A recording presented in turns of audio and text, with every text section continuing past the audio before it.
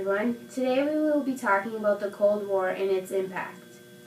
My first question is, how did the Cold War shape post-war international relations? Well, Roosevelt believed that a new international political organization could prevent another world war. In 1944, 39 countries met to discuss. This organization became known as the United Nations. The 5 main countries were Britain, France, China, the Soviet Union, and finally the United States. Later in 1945, 50 countries made the United Nations possible. This is important because it kept the countries in line. Roosevelt, Churchill, and Stalin agreed to divide Germany into 4 zones. Great Britain, United States, the Soviet Union, and France controlled one part. They also split Berlin in half. Stalin wanted to weaken Germany's economy as well. This is important because the United Nations wanted to weaken Germany and pay for any loss. It was the Iron Curtain, which was a communist wall. The Soviets refused to make any stronger commitments to uphold the Declaration of Liberate Europe.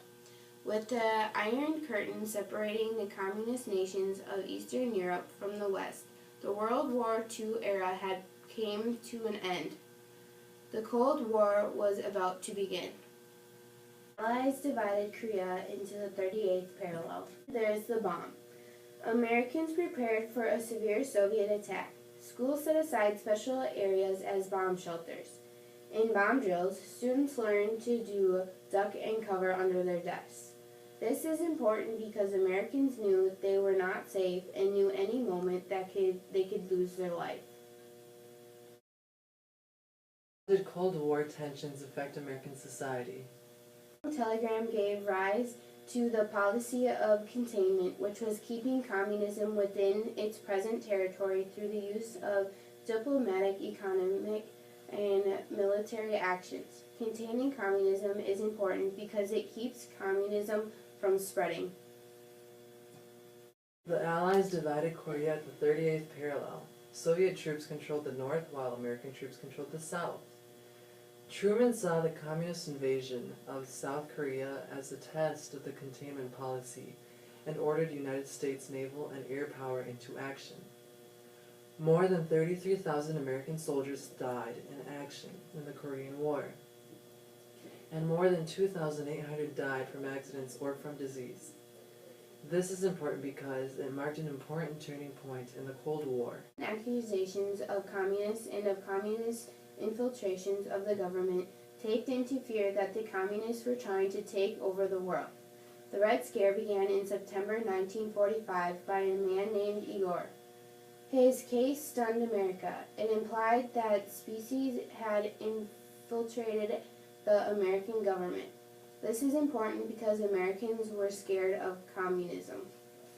His tactics of damaging reputation with vaguer and unfounded charges became known as McCarthyism. McCarthy's theatric and sensational accusations drew the attention of the press, which put them in the headlines. Because of all this attention, the people were afraid to answer questions and to challenge him for fear of becoming targets themselves. The bomb. Americans were worried that any minute they could lose their life. And then brinkmanship, which was like the United States had an H-bomb, but later found out that Russia also had an H-bomb. That was much more powerful than ours. And willingness to go to the brink of war to force the other side to back down. Critics argued that it was too dangerous. How does prosperity change the way of living? War, many Americans feared the return to a peacetime economy. There was a great demand of goods, which led to high prices. As the cost of living grows, workers across the country went on strike for better pay. During Eisenhower's term in office, he passed the Federal Highway Act. The act constructed more than 40,000 miles of interstate highways. This is important because it gave men jobs. It was a New Deal that was passed. There was a spread of wealth where the average American income tripled. Americans owning their own home rose from about 41% to 61%.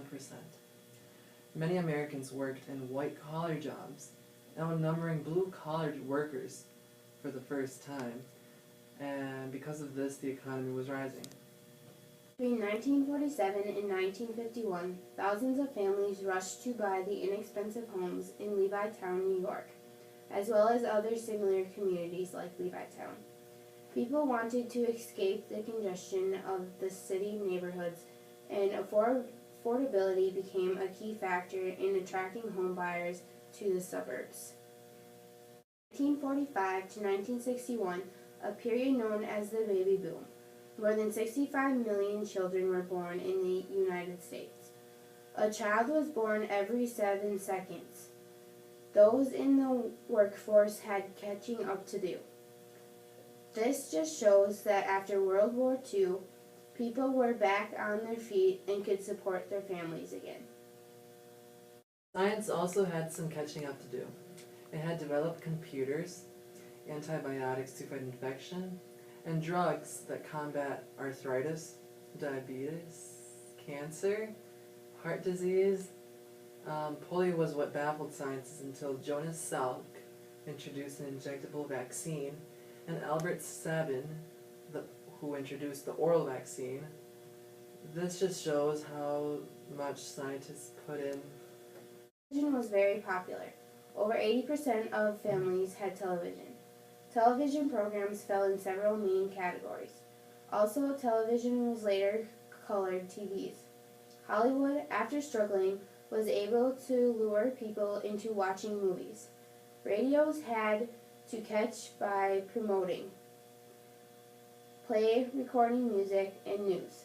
This is important because it shows that media was very important.